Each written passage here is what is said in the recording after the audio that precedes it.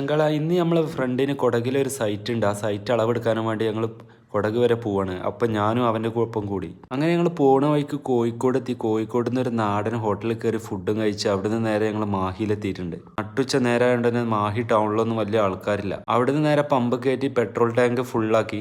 ഒരു ലിറ്ററിന് 91 റുപ്യ ഉള്ളൂ പെട്രോളിന് വില. പിന്നെ നേരെ മാഹി ഹൈവേ കയറി ഞങ്ങൾ നേരെ വെച്ച് പിടിച്ച്. മാഹി ടൗണിലൊക്കെ പലചരക്ക് പീടികയിൽ പച്ചക്കറി വിൽക്കുന്ന പോലെയാണ് ഇവിടെ മദ്യശാലകളൊക്കെ വിൽക്കപ്പെടുന്നത്. അവിടുത്തെ കാഴ്ചകളൊക്കെ കണ്ട് നേരെ ഞങ്ങൾ തലശ്ശേരി പോകാനുള്ള പരിപാടിയിലാണ്. വടക്കൻ കേരളത്തിലൊക്കെ അധികം തീരദേശ മേഖലയാണ് കൂടുതലായിട്ട് നമുക്ക് കാണപ്പെടുന്നത്.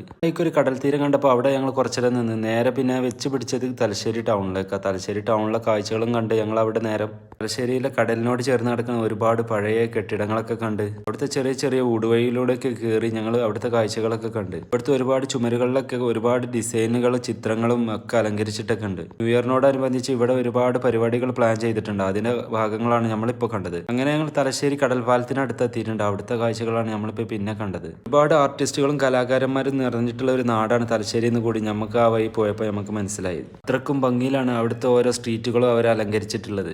കലാകാരന്റെ ഭാവനയിൽ വരുന്ന ഒരുപാട് ചിത്രങ്ങൾ അവിടെ ചിത്രീകരിച്ചിട്ടുണ്ട്. അത് നമുക്ക് അവിടെ കാണാൻ സാധിക്കും. അങ്ങനെ അവിടുത്തെ ഒരുപാട് കാഴ്ചകളൊക്കെ കണ്ട് ഞങ്ങൾ നേരെ മുഴപ്പിലങ്ങാടി ബീച്ചിലേക്ക് വെച്ച് പിടിച്ച്. അങ്ങാടി ബീച്ചിൽ ഇറങ്ങാൻ ടിക്കറ്റ് വേണമെന്ന് അവിടെ എത്തിയപ്പോഴാണ് നമുക്ക് കാര്യം മനസ്സിലായത്. ആദ്യം അത് അത്രയും ഓപ്പൺ ആയിട്ടായിരുന്നു. അങ്ങനെ ഞങ്ങൾ അവിടെ ബീച്ചിലിറങ്ങി ഒരുപാട് നേരം സ്കൂട്ടി കൊണ്ട് അവിടെയൊക്കെ റൈഡ് അടിച്ച് നല്ല വൈബാക്കി ചില്ലാക്കി.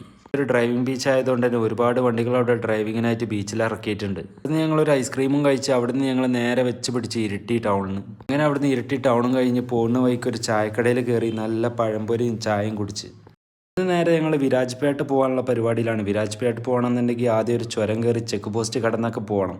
അങ്ങനെ ഞങ്ങളിത് കാട് കയറി ഒരുപാട് വണ്ടികൾ വരുന്ന കാഴ്ചകളാണ് പിന്നെ നമ്മൾ കണ്ടത്. നോർത്ത് ഇന്ത്യയിൽ നിന്ന് വരുന്ന ഒരുപാട് ചരക്ക് ലോറികളും കണ്ടെയ്നറുകളും ഈ ചുരമായി കേരളത്തിലെത്തുന്നുണ്ട്.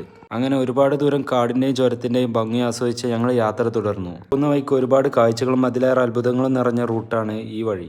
ഏകദേശം വൈകുന്നേരം 6 മണിയോടുകൂടി ഞങ്ങൾ വിരാജ്പേട്ട ടൗണിലെത്തി. ഈവനിങ് നേരം ആയതുകൊണ്ട് തന്നെ അത്യാവശ്യം നല്ല തിരക്കുണ്ട്.